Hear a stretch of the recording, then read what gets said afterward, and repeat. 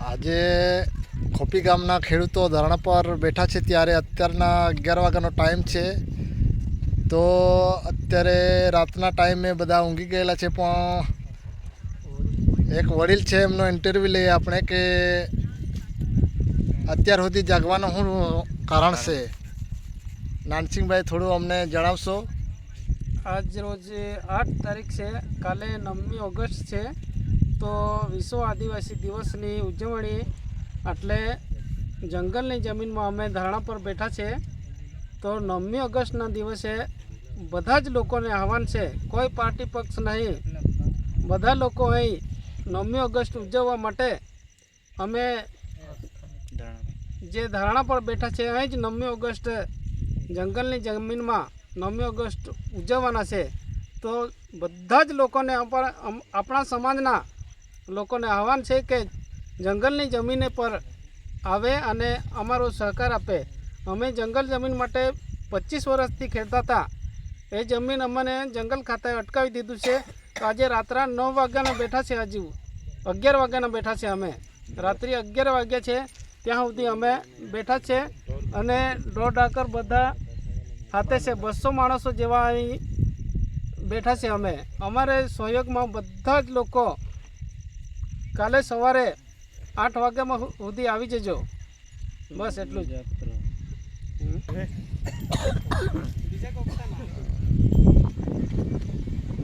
આ જોઈ શકો છો ભાઈ, અડધા ખેડૂતો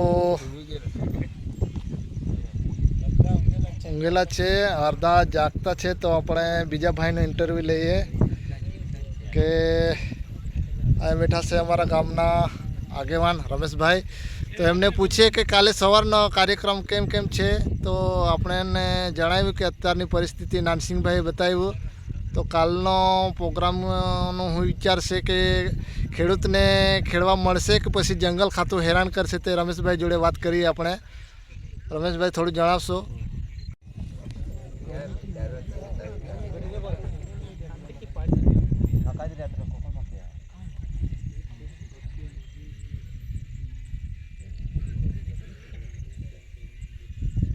સોશિયલ મીડિયાના માધ્યમથી અમે જણાવવા માગીએ છીએ કે ખેડૂતો જે આંદોલન કરે છે એમાં અડધા ખેડૂતો આરામ પર છે, પણ અમુક ખેડૂતો જે જાગતા છે એમને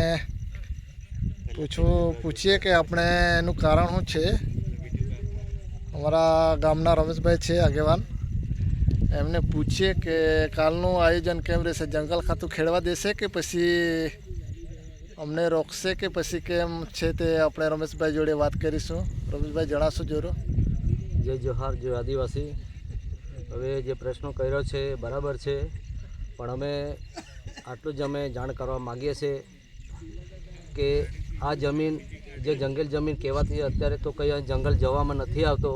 અને અમે જે ખોપી ગામના ખેડૂતો છે એ ખેડૂતો અમે આ જમીન 20 વર્ષથી આ જમીન અમે ખેડીએ છીએ. 20 વર્ષ સુધી 19 થી 20 વર્ષ સુધી એમાં અમે વાવેતર કર્યું, જમીનમાં બધું પકવી રીતે બધું એમાં અમે પાક ઊભો કર્યો.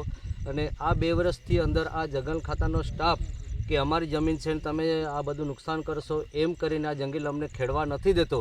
અને અત્યારે કોઈ અહીંયા હાલતમાં કોઈ જંગલ નથી અહીંયા. તો આ લોકો વારંવાર એ રીતે અમને અહીંયા હેરાન કરે છે, પરેશાન કરે છે. એટલે અમારા જે ખોપી ગામના બધા અમે ખેડૂત ભાઈ છે, આદિવાસી જે અમે ભાઈઓ છે, એ બધા અહીંયા આ જે જમીન ખેડતા છે એ સ્થળ પર આવીને અમે બધા ધરણાએ બેઠા છે. એટલે એ અમે ધરણા થકી આ સરકારશ્રીને અમે જાણ કરવા માગીએ છીએ કે ભાઈ એ હાલતમાં અમે આ અમારે જમીન માટે અમે લડત એ કરતા છે.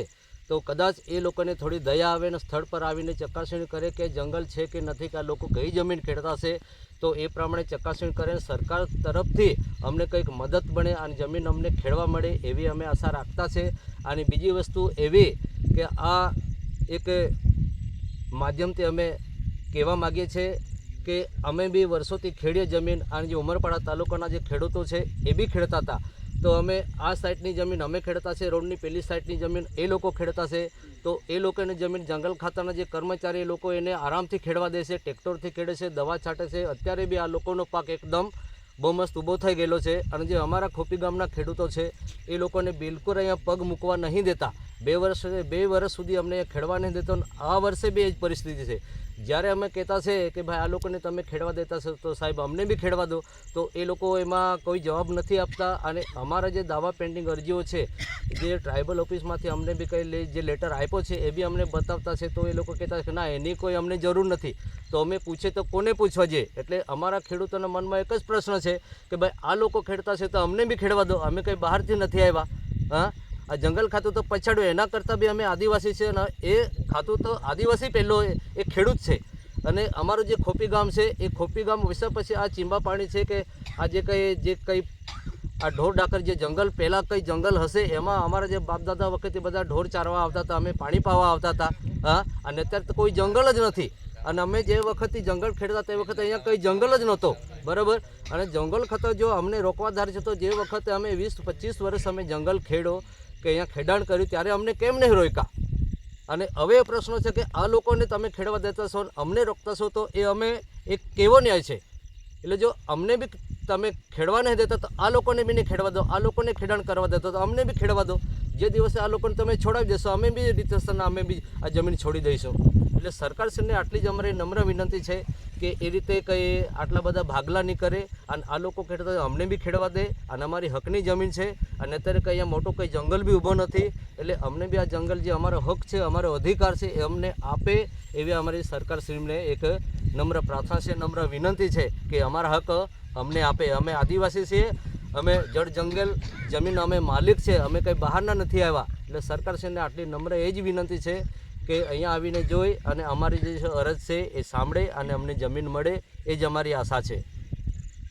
થેન્ક યુ રમેશભાઈ તમારું.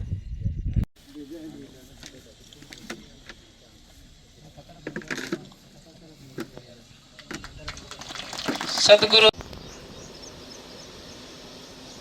જવા દે.